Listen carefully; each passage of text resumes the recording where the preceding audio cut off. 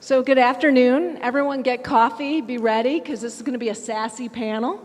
I'm Karin, Klein, founding partner of Bloomberg Beta, and we have an awesome group of experts here who are going to tell us about the future of work and in particular opportunities in SaaS. So next to me directly is Brian Feinstein, who's a partner at Bessemer.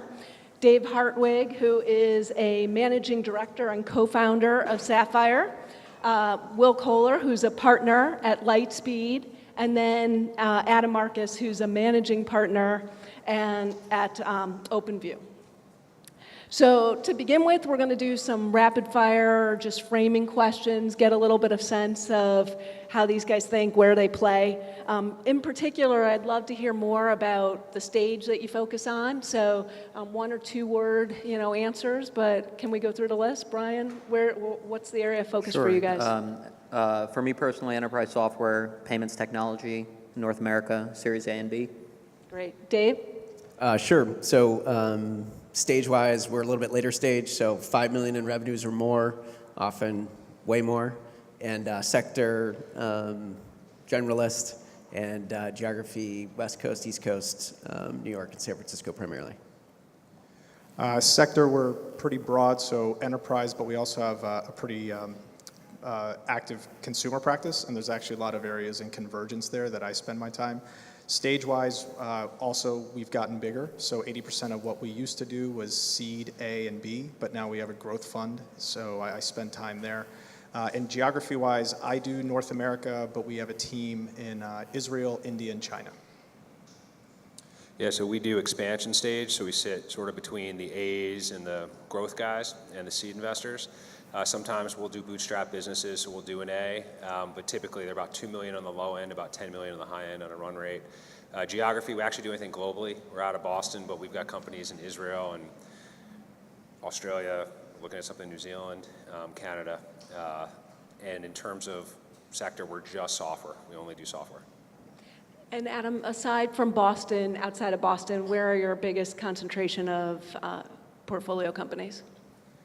We don't really actually have a concentration, believe it or not. We've got companies in Seattle, Texas, a bunch of companies here in New York, a couple companies in Boston, but we're just looking for the best expansion stage software companies anywhere globally.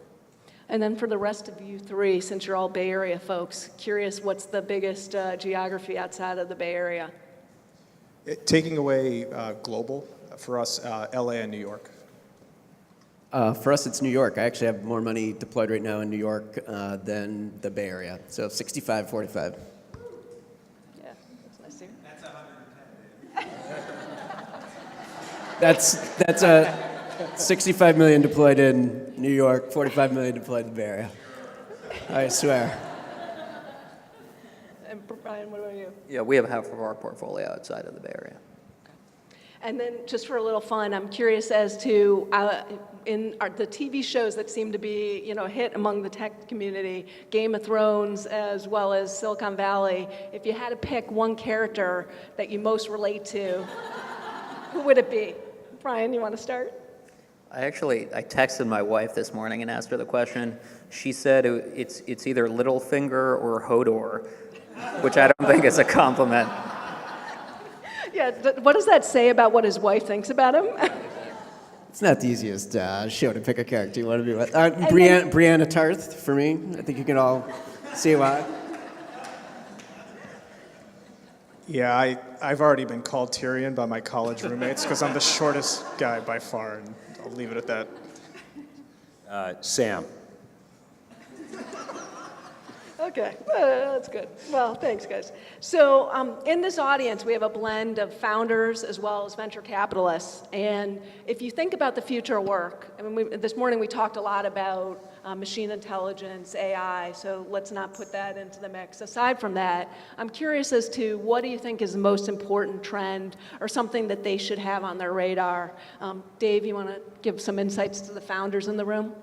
Yeah, one of the things that I've noticed is that in sort of enterprise land as well as consumer land, attention spans have shortened, and so I think having something that is a super quick time to value is really essential. I work with a company called Looker in the analytics space. one of the best things they have going for them is they snap on to one of those databases that you can just fire up in the cloud, and they provide analytics almost just as fast. And it's really that time to value that I think has given them a running start. I do spend some time also at this sort of convergence of consumer and enterprise, and they may be enterprise offerings, but if there's a device attached, it should have an Apple-like opening experience, and you should immediately be able to get up and running with it. So I think everybody should think about how fast am I adding value, because people just don't have patience anymore. Moving on, Adam, do you have an answer to that one? Yeah, I think one of the things that shifted, less about product and positioning and more just about building a company, is it feels like the pendulum has swung towards capital efficiency.